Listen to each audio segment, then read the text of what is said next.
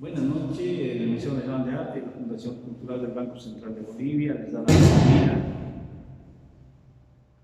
para realizar la tercera sesión de diálogos con el tema de la reproducción y arte creativo en el siglo XVII en artistas europeos e indios, en el caso Potosí. Hoy vamos a tocar el tema de los indios en los talleres de producción artística del siglo XVII y es importante hablar de los elementos prehispánicos que hacen al arte y que hoy en día están siendo muy valorados respecto a los encuentros que se han generado de carácter arqueológico, sobre todo en la cultura maya, inca y también la tiahuanacota, que son las más importantes, diríamos, de toda la extensión territorial latinoamericana. Acá podemos ver que los murales de Bonampak, que son hermosos, son únicos, generan para la humanidad un incremento, podríamos decir, en la paleta cromática, ¿no? Y en este caso, el aporte de América Latina, como varios de los elementos históricos, es el lápiz lazuli, que se utilizó bastante en la cultura maya y que además se repiten estas tonalidades en piedras preciosas importantes, ¿no? Que son siempre acompañadas en muchos elementos de las expresiones artísticas del continente. Esta es otra muestra, es Bonampak también, son los guerreros que están tomando rehenes, y es también del templo de Bonampak, una parte ceremonial que está expresada, y los colores que podemos ver realmente son muy hermosos. Esto es parte de los muros de Bonampak, de las temáticas de la parte superior. Este monumento de Bonampak está decretado Monumento Nacional en México desde 1992, ¿no? Y son técnicas que se han aplicado de cal sobre soporte de piedra. Entonces son lechadas de cal en las que se han ido aplicando estos frescos. En muchos casos son tecnologías desconocidas, ¿no? Vamos a ver ya después en Tiahuanaco, en la cultura inca, hay cosas que no se sabe cómo han logrado hacer, pero en lo hipotético y lo práctico, siempre la cantera será la cantera, y de igual manera la aplicación de la cal tendrá siempre una casi similar aplicación, no excluyendo o incluyendo elementos o materiales que puedan ser mordientes o que puedan ser consolidantes. Esta máscara también es parte de la cultura del arte mortuorio, que en América Latina se ha extendido bastante, sobre todo en las culturas más desarrolladas, ¿no? Entonces, este es un mosaico en realidad de piedra verde, era el elemento central durante el ritual de inhumación de los gobernantes, porque en su imagen confluían los lazos del soberano y atributos de la divinidad. El trabajo en piedra también es exquisito, pero hay que preguntarnos cómo lograban llegar a fundir o a cortar estos materiales, ¿no? Porque no existía el acero, por ejemplo, que es un material muy duro, pero si bien existía el bronce, tendrían que haber afilado muy repetidas veces, digamos, para hacer una aplicación, ¿no? Es una constante de afilar y no afilar. Entonces, se puede presumir de que existieron bronces también con mucha dureza, o al final se puede presumir de que el abrasivo habría sido el material, la herramienta más aplicada, digamos, a nuestros procesos, ¿no? Esto es tiahuanaco, es cerámica, es otra de las técnicas que se ha aplicado en los procesos de expresión del arte, que en esos tiempos seguramente no eran obras que se hacían con el propósito de mostrar la capacidad del ceramista, sino más bien de uso incluso cotidiano. Muchos en la arqueología latinoamericana, sobre todo, objeto que se encuentra es siempre para ofrendas, para procesos de reverencia religiosa, pero también pueden ser consideradas en el uso ritual, no digo cotidiano, no siempre ritual. una familia podría haber tenido cerámicas de este tipo para conservar su agua, o frutos, o cereales. Entonces, no siempre podemos ver que tampoco era, digamos, del uso de la jerarquía militar o gobernante de una sociedad, sino que se generan estos usos a partir de la especialización también en lo que es el manejo de los elementos. En el caso, podemos hablar gastronómico, especialista, ¿no? En un momento hablamos de algún encuentro que se hizo en Tiwanaku, donde había varios batanes de distintos tipos en una sola fosa. Y esto nos demostraba de que realmente la especialización del uso es distinto, porque puede haber habido batanes para moler medicamentos que no se contaminen esos olores y sabores con la alimentación cotidiana. Entonces eso, las formas y los tamaños nos determinan sus usos distintos, especializados de una cultura, ¿no? Eso nos demuestra que no solamente eran expertos en hacer la cerámica, sino también eran expertos en el manejo de su gastronomía cotidiana, ¿no? Muy especializada. Esto también es cerámica inca, igual nos muestra las capacidades de la cerámica, en muchos casos muy estilizadas o mostrando un concepto distinto al occidental para así comprenderlo. Esto es de Huari, ¿no? Igual tiene esas mismas características. Huari es muy similar a la iconografía de Tiwanaku. Perdón. Y a partir de aquí quiero hablar de algo específico de Tiwanaku. Jean-Pierre Poussin y Estela Naira generan una investigación muy importante respecto a la arquitectura.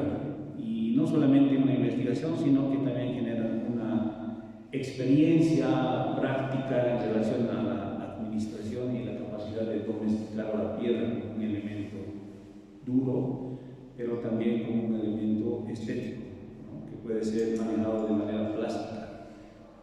Menciona, dice un experimento, las observaciones previas nos motivaron a diseñar un experimento para intentar reproducir las técnicas de tallado de piedras de Tiwanaku y para entender mejor las complejidades y dificultades asociadas con la construcción de superficies perfectamente planas, ángulos rectos, exactos y bordes, y esquinas filudas, exteriores e interiores, motivados por los descubrimientos de Stoff y conscientes de que posiblemente no se utilizaron herramientas de bronce.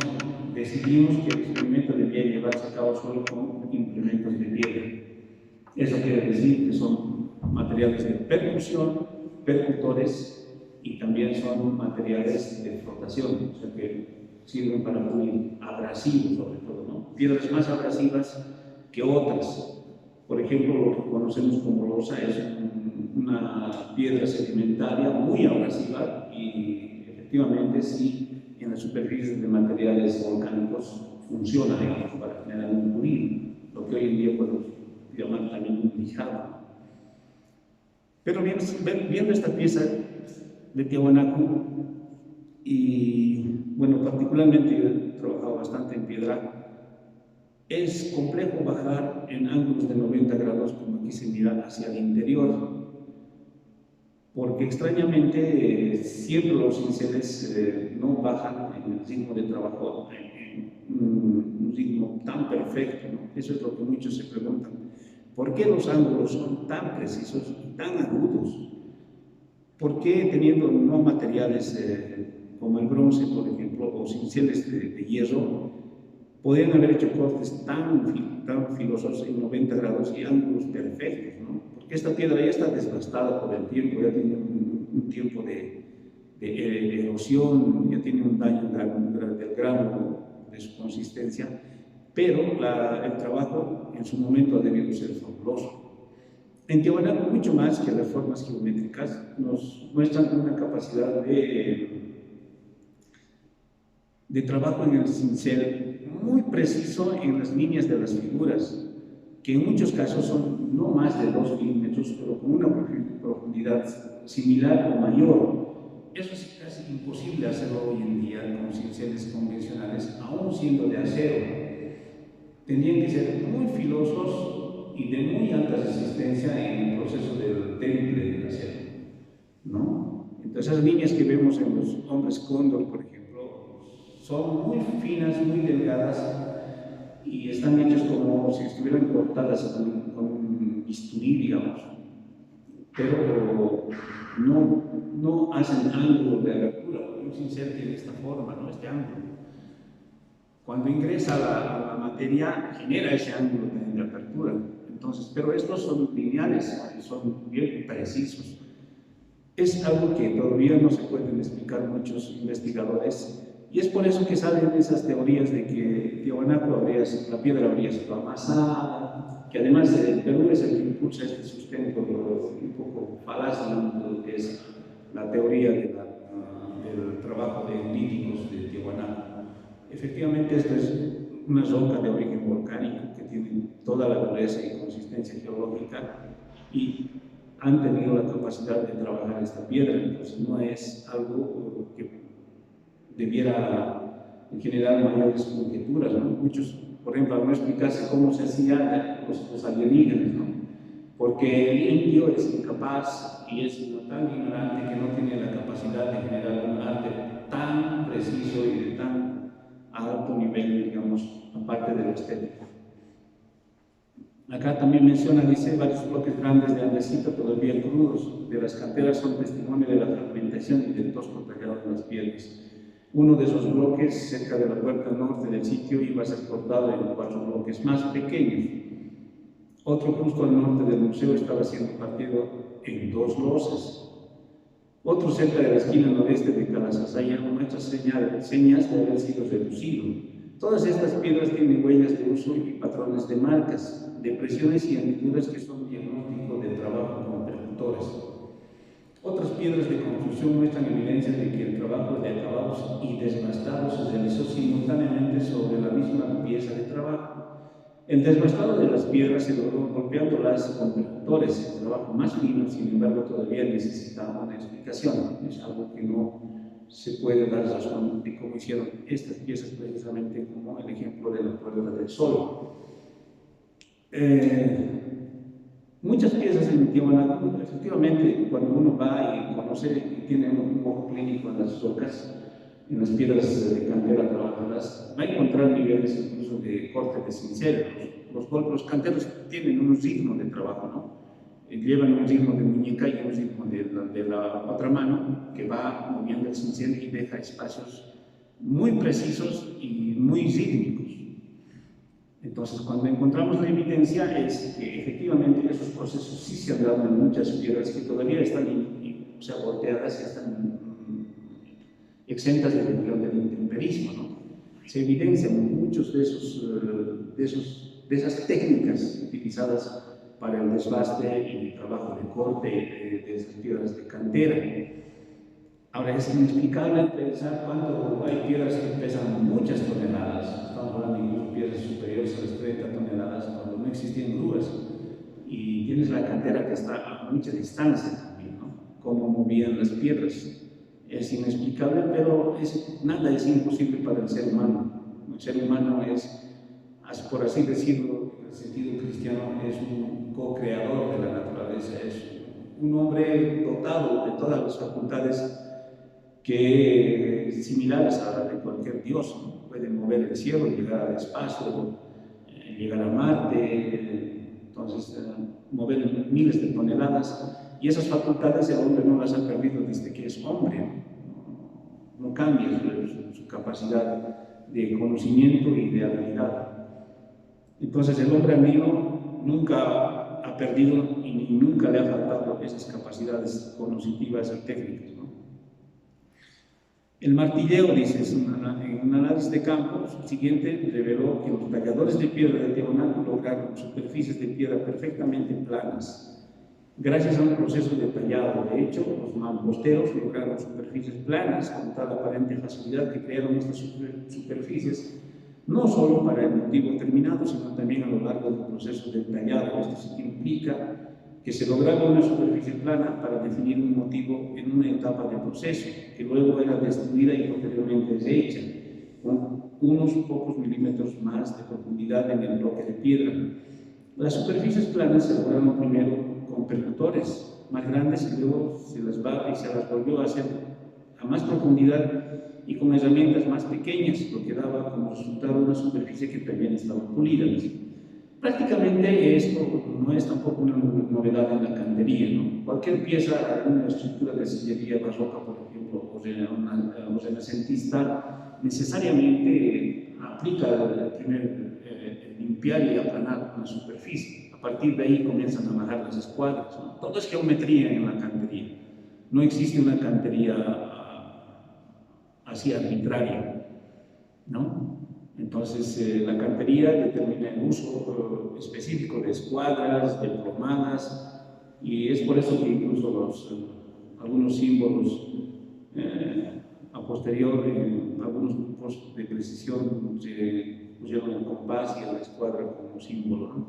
Y esos elementos son precisos, ¿no? Son símbolos de precisión, excepto de la cantería inca, ¿no? Que no lleva una geometría definida en escuadras, sino que va de manera desordenada, pero también tiene un orden lógico en su constitución, en su construcción. Otra forma de expresión de arte son lo que ustedes están viendo a mano izquierda está en Arequipa, son petroglifos de toro muerto, son simbolismos muy hermosos que están efectivamente grabados en la roca, y la otra es de Nazca, Perú. Entonces también tenían una creatividad aérea, ¿no? una visión de cómo se puede ver desde el cielo. No me imagino si en ese entonces el hombre tenía capacidad de volar en el aire, pero la imaginación de construir esos planos y determinar que podría existir una visión aérea es impresionante, no es fácil, ¿no? Otras culturas no tienen ese grado de imaginación, muy pocos han llegado a ese nivel de creación estética e imaginaria. Y el mundo andino esto abarca desde el Perú, hay parte en Chile, también en Atacama, ¿no? Otra de las artes más utilizadas para expresar arte es también la textilería, ¿no? Acá vemos herramientas del siglo XV o XVI que fue enterrada como una momia en los Andes del sur del Perú, quizás para terminar la vida después de la muerte. Se presentan cóndores de color amarillo con toques de verde en un fondo color rojo marrón. Estos animales simbolizan, según la mitología inca, en Anapacha, el mundo de los dioses, y textiles de calidad excepcional. Contienen agujas de coser en madera alrededor de 25 centímetros, cada una decorada con pintura o de cerámica o de piedra cortada, 0,5 centímetros de diámetro. Además, el conjunto incluye 2 peines de madera y de cuerda utilizando para extenderse la tela antes de tejer, 4 bolas de lana roja y amarilla. Esto es mortuorio, pero aquí vemos también la calidad de las herramientas que aplicaban. No había tornos, pero podían hacer, digamos, lo que llamamos en quechua las fuscas o las ruecas, ¿no? Perfectamente para que puedan girar en un propio eje. Igual acá hay herramientas que han sido encontradas en Lambayeque, es un material asociado con las 19 mujeres tejedoras del templo inca. Igual hay agujas, incluso tienen el contenedor de las agujas y otros elementos que servían para generar textiles. De igual manera, acá hay muchas más herramientas, las mismas son de Lambayeque, de las que había mencionado antes, y hay una gama y una variedad de herramientas. Lo que nos muestra es que el textil andino, sea del Perú, del norte de Chile, de Bolivia o del norte argentino, tenían un desarrollo muy elevado en cuanto a la construcción de textiles, ¿no? De distintas variedades, de distintas lanas, de distintas calidades y técnicas de teñir, etc. Era otra forma también de expresar sus conocimientos, y por supuesto que son conocimientos en muchos casos ya desconocidos, ¿no? El metal también es parte de la construcción de las obras de arte. Esta es una máscara de Tiahuanaco. Es un pectoral en realidad esto. Y también conlleva técnicas, ¿no? Esto es un crisol y lingote experimental de bronce obtenido por cementación de cobre con casiterita. Son materiales arqueológicos que se han encontrado que nos demuestran que sí tenían tecnología de fundición. Entonces, esto es un pequeño crisol de 5 centímetros que seguramente usaban para fundir plata o oro.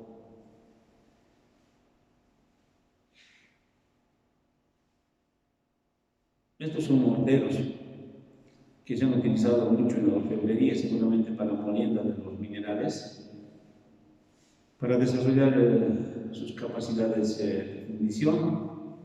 Esto es del arte precolombino, esto está en Sucre, ¿no? En el Museo de la Universidad de San Francisco Javier.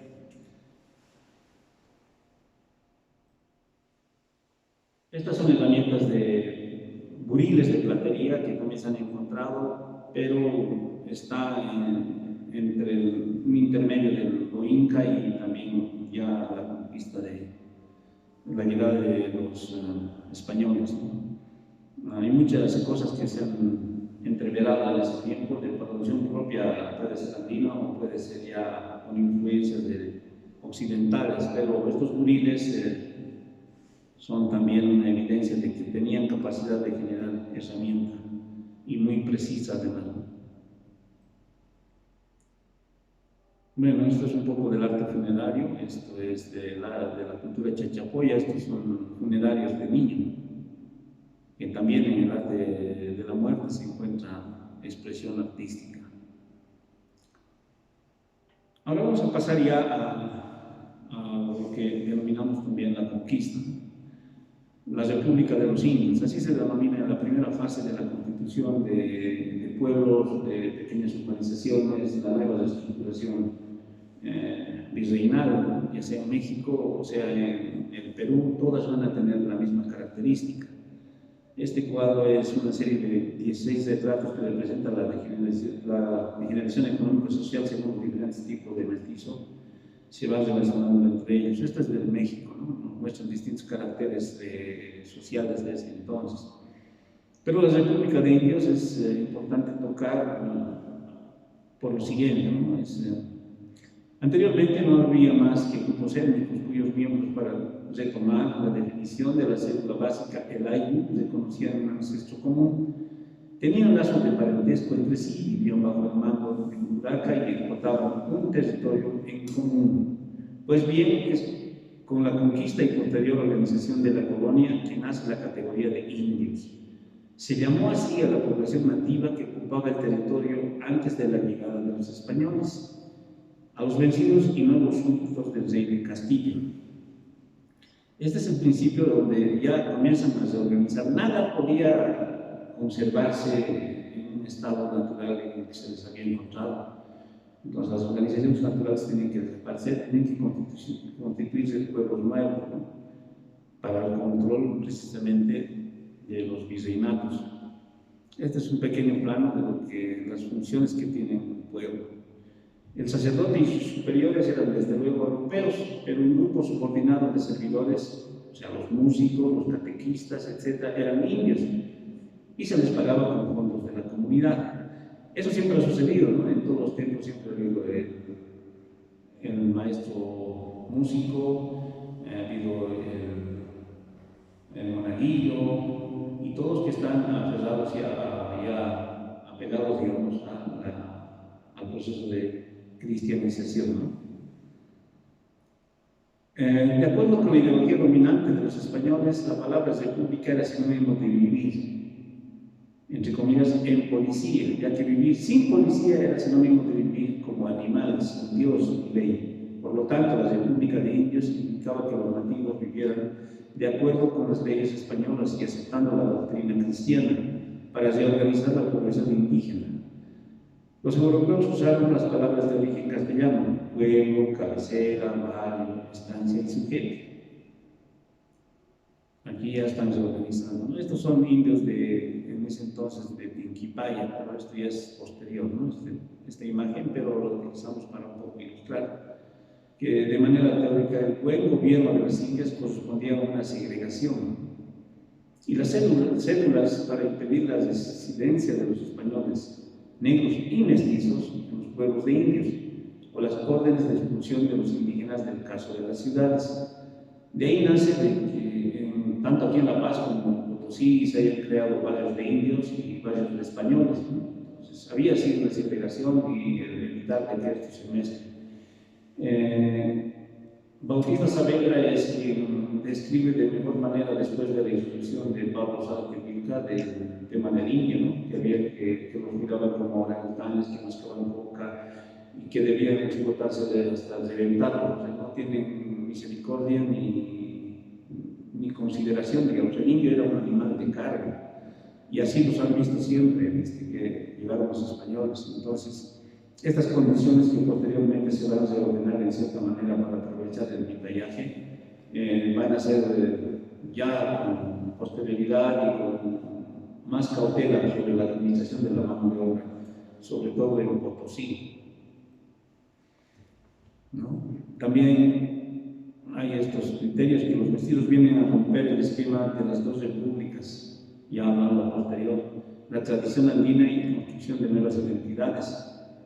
Ahí aparecen los mestizos, así como mulatos y samos, y amestizados. La complejidad de las identidades sociales durante la colonia es muy diversa, pero también nace a partir de aquí, a mediados de los 600, la mestización.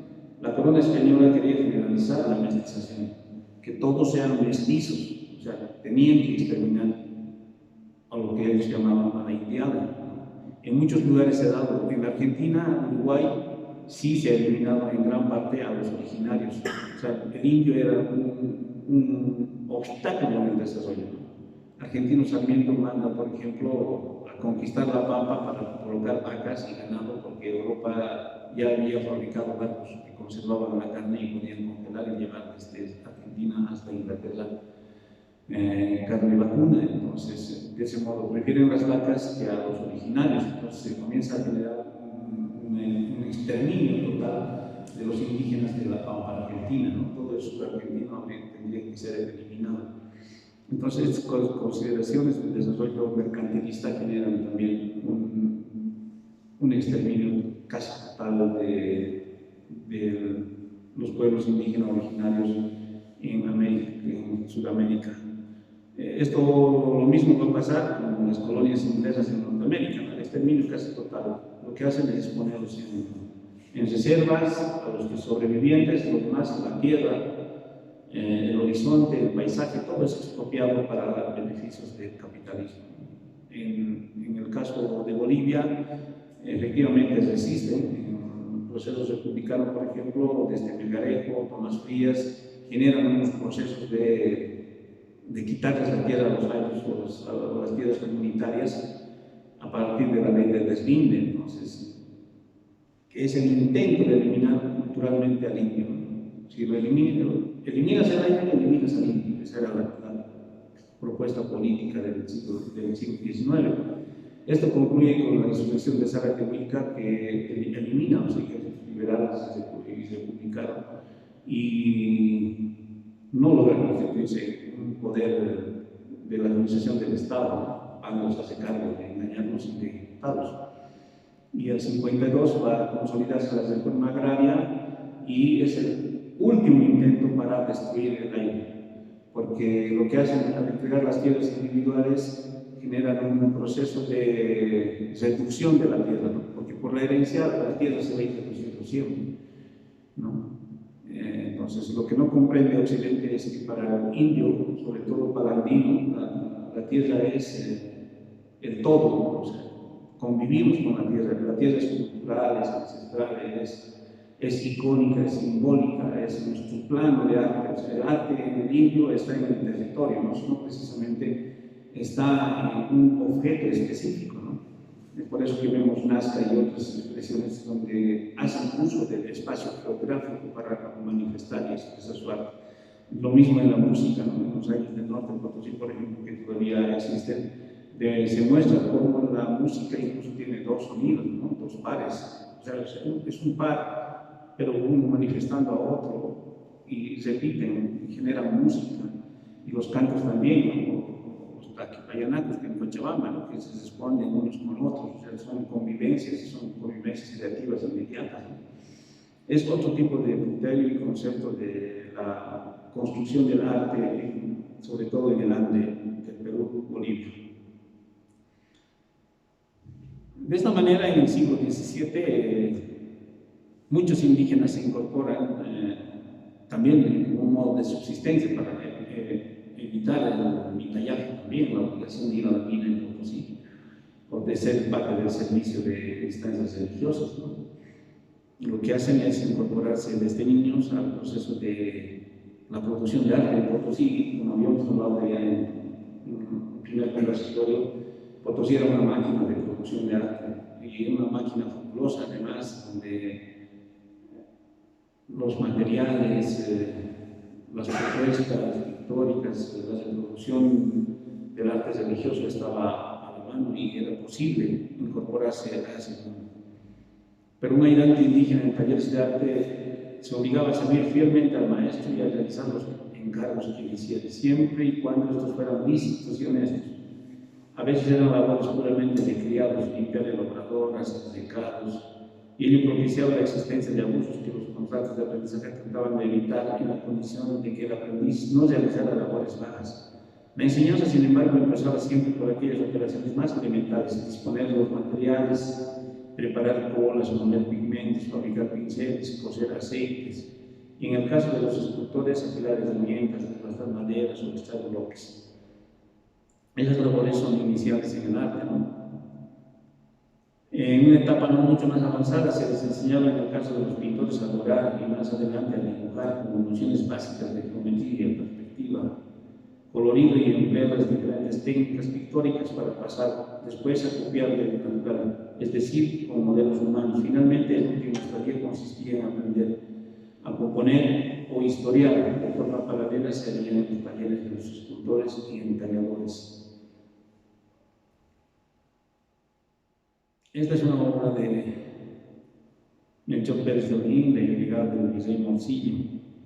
Pero aquí se mira una infinidad de escenarios, ¿no? Incluso desde cuadros colgados, textiles colgados, pimpalas, escenas nocturnas, y es en realidad el conjunto de la forma de vida del Potosí de esa época colonial. Esto es de Miguel del Vecío, está en la Casa de Moneda.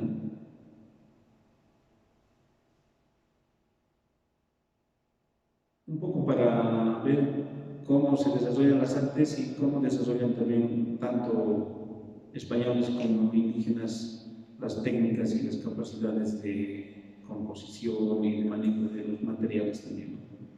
De Miguel del Vecío en Potosí. Aquí entramos nuevamente a la materia piedra. De los materiales más utilizados en el arte colonial, vamos a hablar de la pintura, desde los pigmentos, las telas, las colas, los aglutinantes, ¿no? Los aceites, ¿no? Varios materiales que son parte de lo que es el trabajo pictórico. Pero también hay otras artes como la cantería, también el trabajo en madera, los estucados, los yesos, que van a ser parte de todo este proceso de evangelización y que además van a desarrollar bastante las artes, ¿no? Esto es del templo de San Lorenzo en Potosí, es la mejor obra del barroco mestizo probablemente en América Latina, por su composición y por la inserción de elementos también andinos, como las sirenas con charangos, el tema de mostrar la lampacha en el cielo con las estrellas, con el sol y la luna, pero involucrados dentro de un tejido icónico evangelizador. Este es el barroco mestizo. Este es el último cuerpo del retablo externo, porque en realidad las portadas son los retablos externos, no son solo portadas.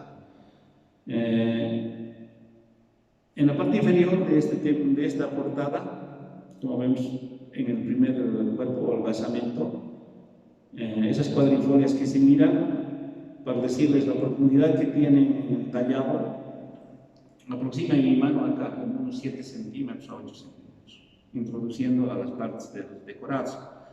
Eso quiere decir que los entalladores tenían casi las mismas habilidades que las que hemos podido ver en Tiahuanaco, porque la profundidad del tallado es realmente considerable, ¿no? Y se requiere de herramienta especializada para lograr eso.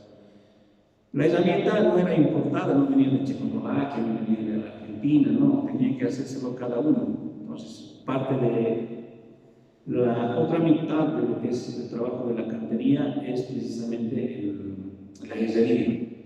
La herrería se constituye en la elaboración de instrumentos de manera permanente. Entonces, donde se trabajaba piedra, tenía que haber una herrería, ¿no? Eso es ley, si no, no funciona, porque es constante el afilado y el abusado de herramientas, el templado, todo eso, ¿no? Y esas otras técnicas que debe saber el maestro cantero.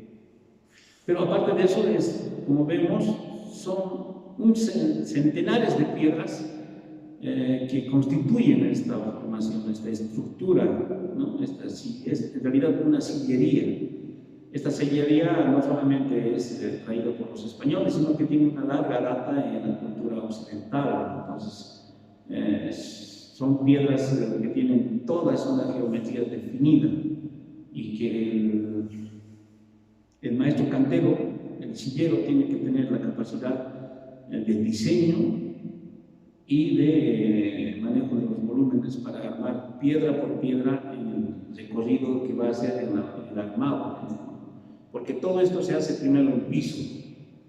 Entonces todas las piezas se tallan y posteriormente se van armando de a poco. Entonces todo eso, todo ese armado, cada pieza tiene que estar en la imaginación del maestro cantero que está dirigiendo la obra. O sea, los planos son parte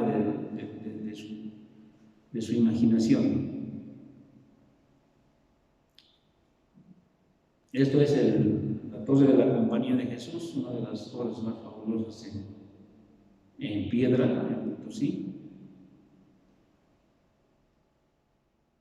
El barroco mestizo, denominado barroco andino en realidad, ¿no? Hemos hablado de cómo el mestizaje se constituye en una visión de eliminación del indio. Esto es San Benito en Potosí. He tenido la fortuna de decir que he trabajado restaurando esta portada y he aprendido bastante de este tema que les hablo de la formación y de la estructuración de las portadas de piedra. Estas básicamente son las herramientas que un cantero debe tener para armar la parte geométrica. Las láminas que se ven abajo con molduras son las bases para que se extiendan los diseños, ¿no? La plomada, los compases, los niveles, las escuadras son materiales que son permanentes y de uso casi como el cincel, podríamos decir. Sin estas herramientas es imposible trabajar en trabajos de esta magnitud. Lo mismo va a suceder en retablos de madera. Casi es la misma lógica, pero en el material distinto, la madera. Estas son herramientas de cantería convencionales, actuales, ¿no? Son de aceros muy duros. Y cada cincel tiene un propósito, ¿no? De desbaste, de corte, son partidores. Entonces, como vemos, esta gama de especialización ha existido en Tiahuanaco, ha existido en Inca, ha existido en la colonia. O sea, la herramienta puede cambiar el material, lo que no va a cambiar es la función, la lógica de usar la herramienta, ¿no? Ya sean como percutores, como abrasivos. Entonces, para entender, aunque no haya existido el acero, esta lógica tiene que haber existido para generar una producción tan fuerte y tan poderosa como la Inca o Tiahuanaco. No estoy diciendo con esto que estas herramientas tal cual vemos existían, como han explicado, como se explica también, puede haber sido la piedra un elemento percutor, una roca más dura que otra puede generar su corte y puede partirlo, ¿no? Pero también hay que ir más allá.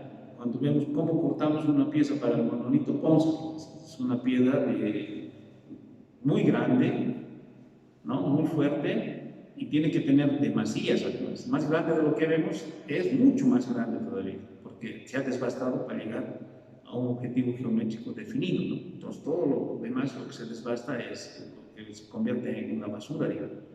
Entonces, al sacar de la cantera, te imaginas que casi un tercio más de su volumen va a ocupar la piedra extraída de una cantera. ¿Y cuánto de presión y fuerza necesitas para partir una piedra de una longitud de 7 metros, por decir, ¿no? Y de además cortarlo como un queso. Entonces hay que partir por puntos. Es por eso que hablan y dicen, hay evidencias de que otras piedras estaban en proceso de ser partidas, porque tienen los huecos, ¿no? Y esos huecos necesitan herramientas, o sea, punzantes, de presión. Eso se llaman, en cantería les llamamos partidores, ¿no? Eso se ponen, o pinchotitas, son así pequeñitas. Se hacen unos huecos y se van colocando a cierta distancia. Y la percusión constante y rítmica de esos pequeñas pinchotas, esa presión constante parte la piedra. Puede ser a una longitud de 2 metros, de medio metro. Entonces, esa función específica se utiliza en Italia, en España, en México o en Bolivia, o sea, porque la forma geológica requiere ese ritmo y esa forma de presión para ser cortada. Vamos a pasar a otro material. Habíamos hablado como la Virgen de Copacabana está hecha por el interior de un material que se llama maguey. Esto es también una obra de San Santiago, está en México, pero también usa este mismo material. Como vemos, la estructura es esponjosa, es una madera esponjosa, agrupada, unas con otras, para darle una forma determinada, ¿no? Entonces, esas son las almas de estos materiales que se trabajan en América, y se va a volver una generalidad casi tener imágenes alma de maguey o revestidas con cola entelada. Entonces, solamente trabajaban de manera estética las manos, las caras y los pies. El resto era para imágenes de vestir. Esto está en Potosí, habíamos hablado de Gaspar de la Cueva. Probablemente esta técnica no se ha difundido mucho, el tallado de la madera mismo. Su alma de esto es la madera, tal cual se mira, tiene unos 2 o 3 milímetros en lugares a mucho de lo que es lo que hoy en día llamamos el tizado, ¿no? El estucado también le llaman otros. Entonces le ponen una base de un material obtenido de la cal. Esa superficie luego es pulida, lijada, le ponen el color o lo que se denomina el encarnado, que también es el manejo de la parte pictórica muy definida, es tanto como trabajar el lienzo, ¿no? Entonces, en esa época, los que trabajaban en esta técnica también tenían que tener aparte del entallador, tenías el que hacía la encarnación, los que pintaban el color carne, y si en caso se llevaba dorado, los doradores eran especialidades, no hay maestros que hagan todo tampoco. Entonces, los talleres constaban de todo ese tipo de equipo de trabajo. Eso vamos a ver una experiencia posterior que hemos tenido en Potosí. Y aquí les hablaba de las imágenes de vestir, ¿no? Los europeos hacen generalmente así, como se ve acá, con listones, otras veces son como maniquí solamente, y se les puede mover los brazos, se les puede poner ropa, pero en el caso nuestro, el parte del Ande, probablemente esto no ha gustado mucho. Esto sobre todo trabajan los italianos, ¿no? En acá era más darle la forma no he puesto una foto, pero de hacerle con cola entelada la forma de la imagen, solamente las manitos y los pies se pintaban y se podían ver, y también el rostro, el cuello, digamos, un poco hasta el pecho, ¿no? Para poner la ropa y vestir. Casi todas las imágenes están diseñadas para eso. Muy poco se ha llegado a generar trabajo de tallado específico en la madera. Así, no es mucho, se ha difundido más la cola entelada. Esto es un artesonado de una cúpula en el templo de Copacabana de Potosí. Es una técnica chavada, aquí esto lo pongo porque Nos muestra la técnica, el uso de la carpintería y el tallado de madera de un diseño muy preciso, porque los ochavajos van desde la base hasta el cierre de la cúpula, reduciéndose en tamaño. Eso significa que necesitas de un diseño de ingeniería y geometría muy precisa, no puede fallar. O sea, no vas a encontrar un ochavajo de todos los que existen que se compriman, porque se equivocó el diseñador y ni modo, ten que reducirlo, ¿no? Ten que cortarlo para que case. Eso no existe, entonces todo es preciso. Eso quiere decir que el trabajo de ingeniería lo han hecho en tierra, lo han trabajado, lo han presentado y han ido diseñando así. Y ahora, ¿cuánta madera entra en una cúpula? Esta cúpula debe tener unos 8 metros en diámetro, digamos. Es grande. ¿Cuánta madera ingresa acá? Es otra de las cosas que hay que preguntarse. He visto listones de envigamiento en la Casa Nacional de Moneda, mayores a los 10 o próximos a los 10 metros de longitud. Pongámosle 8 metros de longitud.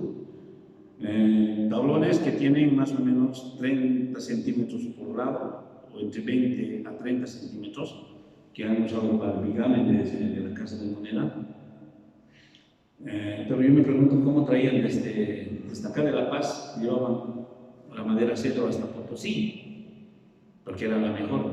El cedro paseño es mucho mejor que el que hay en Tarija, ¿no? Pero este cedro lo he llevado en carreta, en caminos tortuosos, cerrados. Entonces, ¿qué tiempo tardaron en llevar tanta madera a Potosí, ¿no? A un lugar tan alto, tan árido? Es otra pregunta que hay que hacer. Por supuesto que había carretas que se dirigían, ¿no? Una carreta con una cabeza de caballo y otra como cola, como los trailers actualmente, que podían girar, pero realmente era un trabajo de llevar de largos días, ¿no? A fuerza de mula. Estas son herramientas para trabajar precisamente lo que hemos visto. Veamos en el cepillo de abajo que tiene una hendidura, por ejemplo. Esas son las formas de hacer las molduras, ¿no? Entonces, con estos cepillitos le dan una moldura a la madera. Y hay varias y cientos de formas, ¿no? Entonces, tenían el material y la herramienta suficiente para generar esas formas. No siempre eran tan manuales. Yo presumo de que en Potosí, por ejemplo, había 36 cabeceras de ingenio. Todas ellas tenían un sistema de molienda con fuerza hidráulica. Entonces eran ruedas, ¿no? Estas ruedas, por supuesto que no eran aprovechadas solo para moler mineral. Han debido haber talleres de madera, asesaderos. Ha debido haber fraguas, ¿no? Todo un sistema industrial de 36 cabezas. Cuando hablamos de la tecnología minera y el aprovechamiento del desarrollo para la obtención de la plata por medio de la amalgamación, que es para lo que se hacen las cabeceras de ingenio, por supuesto que también todo este sistema industrial y tecnológico tenía que ser aprovechado de la manera más óptima. Es por eso que Potosí, en el tema del arte, desarrolla tanto, porque tenía las posibilidades tecnológicas de hacerlo. No solamente es el desarrollo minero, Potosí se desarrolla como la ciudad con más desarrollo tecnológico del mundo en ese entonces. La tecnología más avanzada en metalurgia, en fundición, en minería estaba en Potosí. Y por supuesto que era también el centro del boom del arte barroco en América Latina, ¿no? Entonces, mucho de eso se ha perdido, pero eso existe en la memoria también documental y de la cual, por ejemplo, acá en el Museo Nacional de Arte tenemos una parte importante de nuestra colección, son obras precisamente de esa época. Acá está lo que les hablaba, hay variedad, infinidad de formas de cepillos y de molduradores, hay formones, hay limas, herramientas como las gubias para tallar, son elementales, pero de todo tipo. Hay gubias como estas las hemos construido, no las hemos comprado. Esto es de la experiencia que les quería hablar un poco para ilustrar que no siempre se puede decir que se trabajó en años, ¿no? 15 años para hacer el templo de San Benito, de la catedral, para hacer un retablo. A veces un retablo lo hacían en un año, tenían esa capacidad de trabajo, ¿no? Ayudantes especializados. Y en esto juega mucho la herramienta. A partir de los cortes, de las maderas que comenzamos a sacar en el templo de San Benito para restaurar, porque reproducimos aproximadamente 300 piezas de madera en un tiempo de no más de 5 o 6 meses, ¿no? Ahí nos dimos cuenta en las piezas originales que los cortes tenían algunas formas de herramienta que habían aplicado, pero que no existían en los mercados, ¿no? No ibas y te comprabas de la casa Stanley o de la Bosch, no sé. Entonces comenzamos a comparar y a hacer herramientas de acuerdo a los cortes que habían utilizado en esa obra. Y estas herramientas son resultado de eso. Entonces, tuvimos que hacer la forja y también hacer nuestras propias herramientas, ¿no? Estas herramientas han sido hechas en el taller y nos han servido para hacer estas réplicas. Probablemente los maestros de ese entonces tenían sus propias herramientas, su propio estilo y su propia forma de trabajo para una determinada obra. Por supuesto que el retablo de San Benito diferencia mucho de la que hay en San Martín en Potosí, por ejemplo, que es mucho más minuciosa, más detallada, mucho más pequeña, lleva más de 100 querubinecitos en todos lados, es una obra mucho más compleja. Este es un retablo lateral que restauramos en San Benito y abajo están las piezas que habíamos trabajado para reintegrarlas y recomponerlas también, y mucho de lo que se ve es lo que faltaba, lo que se había roto, perdido o quemado en muchos casos, porque los retablos cuando se hizo la fundación de la República de Bolivia dio fin al barroco. Entonces aparece Manuel de Sanauja es que hace la catedral en Potosí y también la catedral de La Paz. Entonces era un franciscano que estaba imponiendo un estilo neoclásico y se dedica a destruir lo barroco, no le gustaba lo barroco. Entonces queman pues retablos laterales, marquetería, y me imagino que lienzos, todo, porque comienzan a hacer unas propuestas, como las de cuando entren a la Catedral de La Paz van a ver, los retablos laterales están construidos en ladrillo y estucado, y sobre el estucado en muchos casos hay dorado o pintado policromía también. Entonces este estilo en Potosí también se impone, ¿no? Y destruyen todo el ornamento barroco de los templos y se reemplazan por este estilo neoclásico.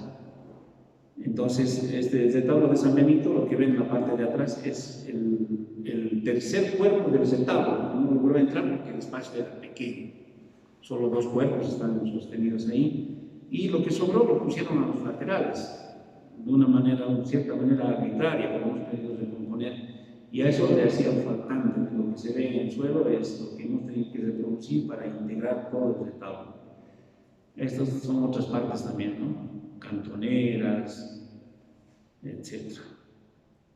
Igual acá es un poco para ilustrar el ensamblado de ese coronamiento. Acá estamos construyendo un tornavoz, se llama, y aquí un poco se mira la ingeniería de la madera. Esta misma ingeniería tiene la imagen que hemos visto de Gaspar de la Cueva, del Exeoma, ¿no es cierto? Por dar la vuelta a la escultura de madera, en el interior está armado como esto, o sea, son listones y listones armados, y sobre eso han tallado, le han dado la forma anatómica a la madera, entonces alivianado. Entonces no es una madera en bruto, digamos, es una madera bien trabajada y tiene una estructura geométrica parecida a esta estructura que se ve acá. Esto está acabado, ¿no?, por la parte externa. Acá tenemos otros compañeros que están haciendo una reproducción de la imagen, un cargador de retablo. Entonces, hemos seguido lo mismo, la misma matriz de corte, de forma, del plantillado de la copia tal cual es y el armado. En estos procesos, cero clavos, no hay clavos, ni de muestra, todo es, como ven, algunas maderas están perforadas, es para el derribado de las piezas. Todo se hacía con taruga. Acá ya estamos haciendo el proceso de lentizado, digamos. digamos. Antes de dorar, estas son nuestras piezas, esto del zinc para la casa de moneda. Una vez concluido el tallado, se procede a pasarle con esta base de lentizado, y las piezas que ven atrás de esos marcos ya están con bol arménico. El bol arménico también es el resultado de una tamización, un proceso muy fino de la obtención de algunas arcillas, y tiene un procedimiento para su logro y para que funcione de manera maleable, podríamos decir. Si el lentizado y el bol fallan, o sea, si son muy duras, se craquean. ¿Ya? Si son excesivamente blandas, no sirven para el dorado. Entonces tiene un punto medio en el que tiene que soportar el bruñidor. Aún poniendo el dorado, el oro, a veces quedan unas pequeñas superficies ásperas, pero cuando pasa la piedra ágata por sobre el oro, no tiene que llevarse el oro y tampoco tiene que craquelar, porque el bruñido no es suavito, en realidad es un pulido fuerte, ¿no? Hay que hacer presión sobre el oro. Y esa presión no tiene ni que craquelar, tampoco tiene que llevarse el oro. Cuando está mal la base, el bruñidor, la ágata, lo levanta el oro, como si estuviera pegándose. Y eso no tiene que suceder. Entonces la flotación hace que el oro tome su brillo real, o sea, que brille realmente como debe brillar. Eso es todo un procedimiento también, ¿no? Acá ya tenemos un marco con parte del oro, ¿no? Acá los compañeros están cortando el oro para ir poniendo poco a poco. Por pequeñas partes se va poniendo, no se pone piezas enteras. ¿Por qué? Porque las superficies tienen relieves, ¿no? Entonces hay que acomodar los relieves, etcétera, etcétera. Igual acá estamos poniendo oro. Igual acá los compañeros continúan poniendo oro, marcos, y acá ya están colgando el producto. Ese es el proceso de lo que sigue, digamos, el tallado de madera como arte. Bueno, hasta aquí llegamos, pero es importante recalcar que este trabajo, que es lo que me mencionaba, sobre todo de esto de trabajar en estos objetos traídos por Occidente, y el oro nos aproxima en cierta manera a las culturas. A ellos les sirve como producto mercantil, como riqueza, y a nosotros nos servía precisamente para generar, ¿no? Hemos visto en Tiahuanaco y en otras artes también, el oro es algo que siempre le ha traído al hombre andino. A mí me motiva mucho ver a la gente aquí en La Paz, por ejemplo, con la dentadura de oro, ¿no? Les gusta mucho tener oro, el gran poder mostrar sus joyas de oro, de plata, y tener los guardias. Entonces el oro nos alucina, pero como una parte de nosotros mismos, no precisamente para generar riqueza o acumular en un banco, digamos, o para mercantilizarlo, ¿no? Estas visiones hacen que, en cierta manera, sigamos siendo distintos. Es una alegría cultural encontrarnos y que no nos hayan hecho una linealidad, ¿no? Como en otros lugares no nos hayan amestizado de una forma lineal, y que seamos todavía diferentes, seamos aymaras, seamos quechas, seamos cholos, ¿no? Entonces todas estas identidades permanecen, muestran sus formas de expresión ya desde tiempos remotos, inmemorables. Entonces he procurado hacer una síntesis de todo este transcurrir del arte desde antes del proceso de colonización española, y también ya con la inmersión de estos elementos occidentales en la producción, sobre todo del indio, ¿no?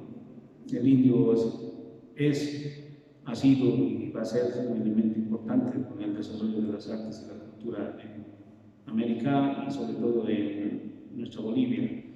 Yo creo que en ningún momento el hombre andino se ha desligado de esta facilidad que tiene para expresar su yo interior, o el yo comunitario, para sostener y conservar su identidad.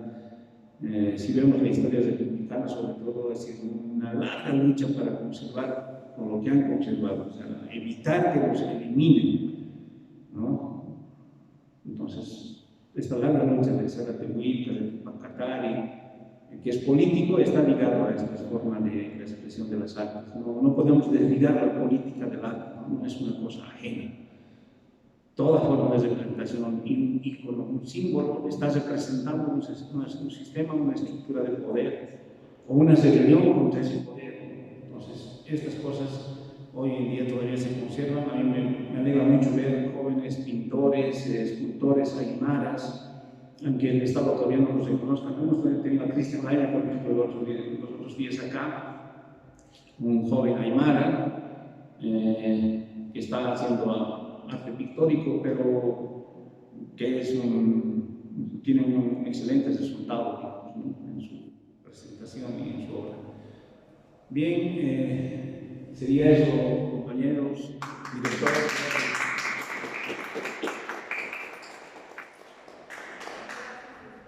No sé si tienen algunas preguntas. A ver, hablaba sobre los ayudantes,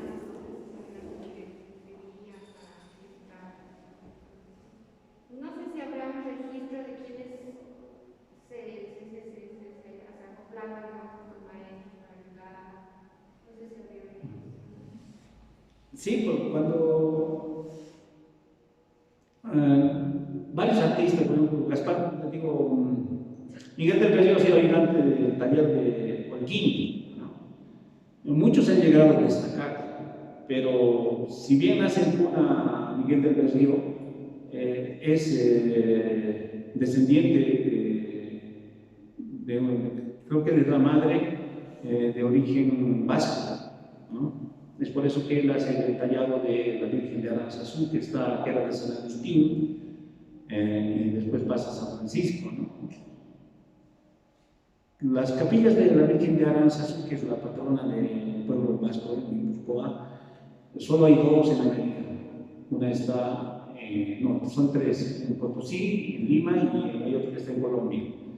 Entonces, además de calcar que hablamos en la primera fase de estas conversaciones que hemos tenido, que los vascos eran los que administraban la economía potosina, ¿no? Y los manejaban tanto la minería, la explotación minera, como el proceso de la fundición.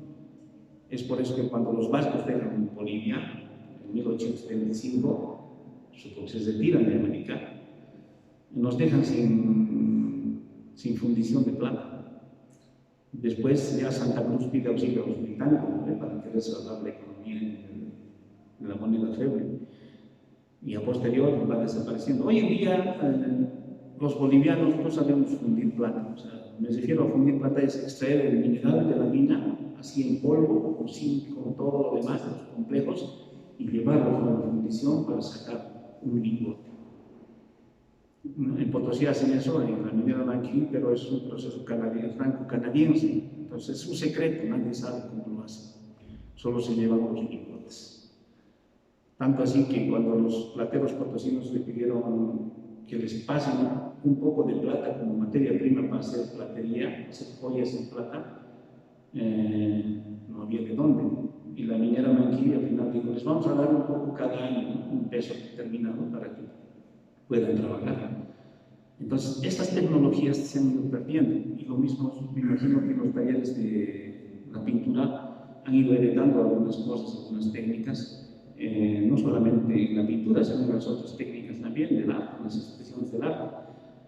Pero esto nos lleva a hablar también de que en algunos momentos estos ayudantes que se han debido volver expertos, maestros expertos del arte, no hayan firmado porque no tenían la autorización, entonces se convertían en anónimos, ¿no? No firman, pero ven los productos. De ahí vienen los grandes maestros también anónimos. Porque, como habíamos dicho, necesitaban la autorización ya sea del obispo, o del alcalde, o de la autoridad que estaba exigiendo la gestión. En Potosí, bueno, tienen que recurrir a la autoridad mayor para que les autorice que es un artista, ¿no? Pocos han debido lograr esa firma para firmar, ¿no? Leonardo Flores, Melchor Pérez Holguín, pero muchos probablemente no.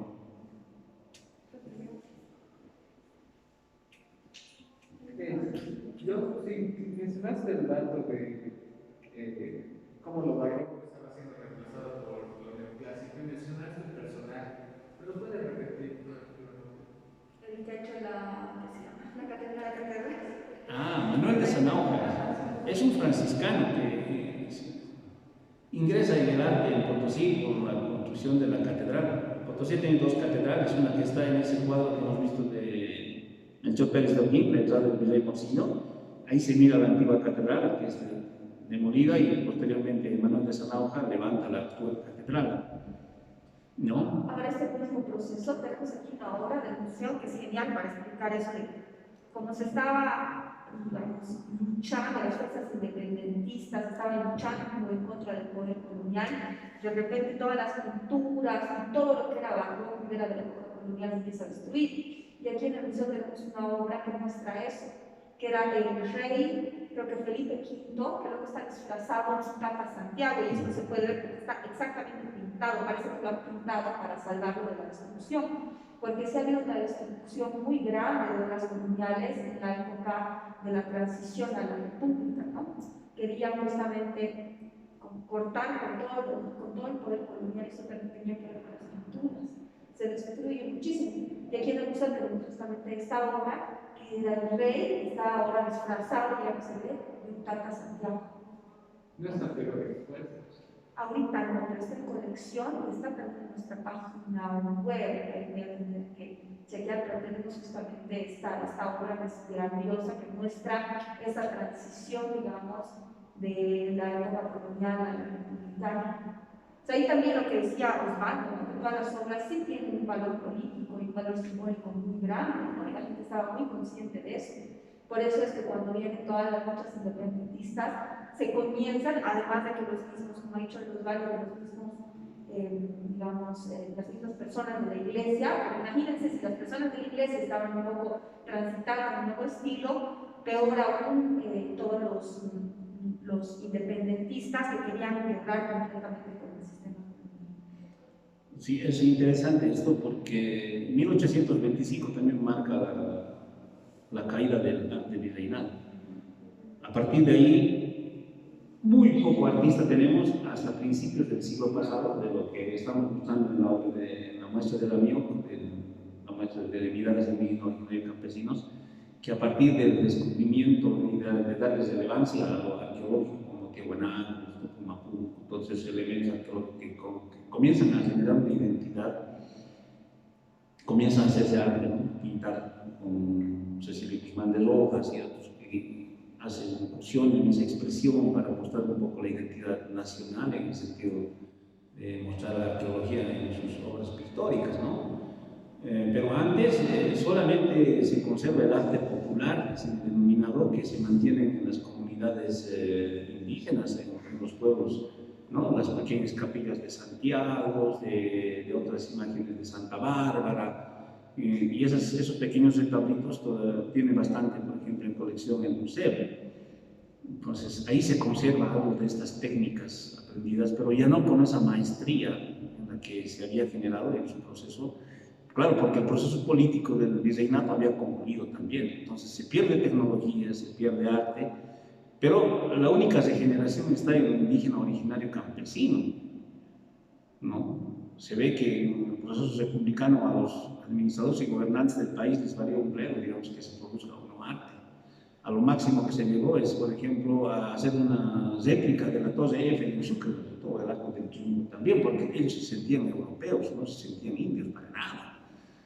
Entonces tenían que mostrarlo. En La Paz comienza a diseñarse las avenidas como el Prado, etc., ¿no? Es un poco emulador de Europa. Y, por ejemplo, la ciudad de Uyuni también se crea con ese propósito. La ciudad de Uyuni es una réplica un poco de la arquitectura y planimetría de Buenos Aires, ¿no? Las grandes avenidas.